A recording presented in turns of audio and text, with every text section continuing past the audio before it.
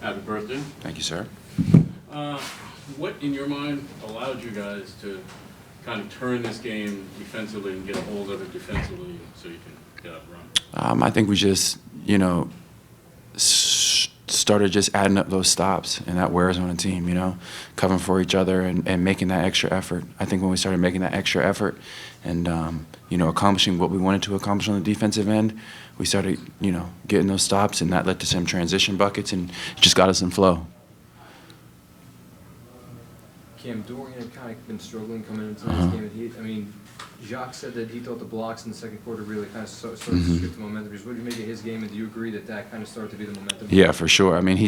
I've said this before. I said this when he played for the Mavericks. He just does a really good job of holding down the paint, protecting the rim, rebounding, even when you play small. He does a really good job of negating the issues that come with playing small.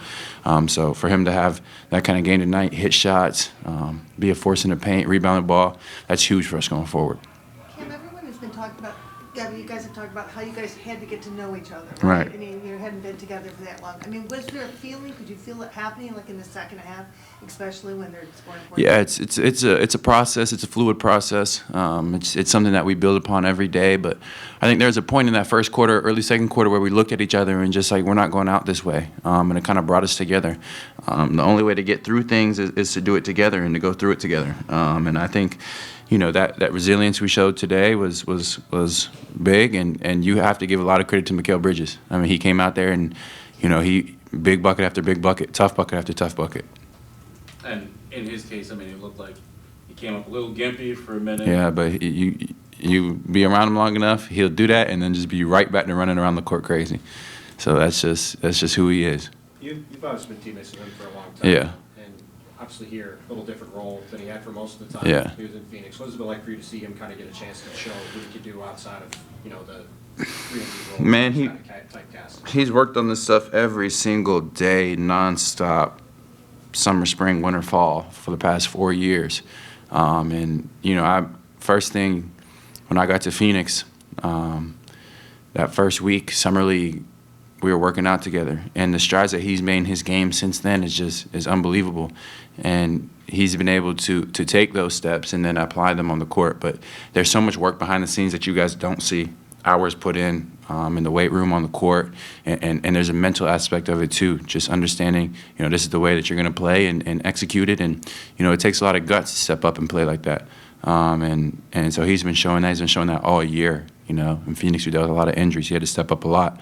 And, he's really proven that he's really a top player in this league on both ends of the floor. Cam, you had the 3 early fouls. I think it was 3 in 3 minutes, and then by the time you fouled out, the game was out of reach. Is there anything you had to change and just to kind of stay on the court and get going? Yeah, just stop doing stupid stuff. It's just stupid stuff. I'm too old for that. But, the one thing that you got to keep in mind when things aren't going well is that it's just going to happen, and you just got to put it behind you and move on. I had to be a little bit extra hyper aware of fouling, but I had to put that first quarter, first half behind me, going into the second, and it wasn't pretty.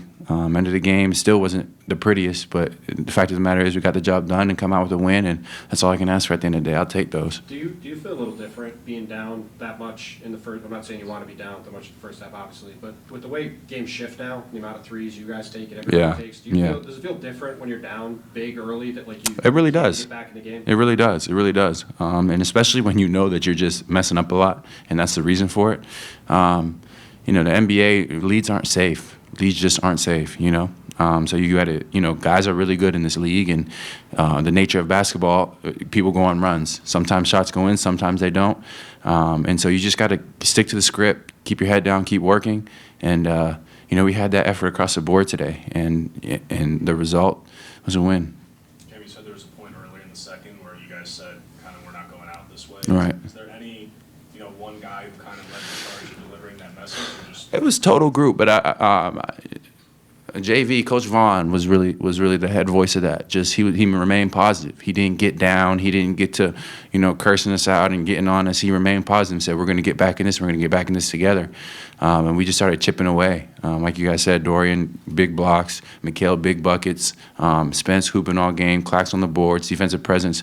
That stuff is just big for us. And everybody just pitched in and just understood that there's 48 minutes to a game, not 12 for a reason.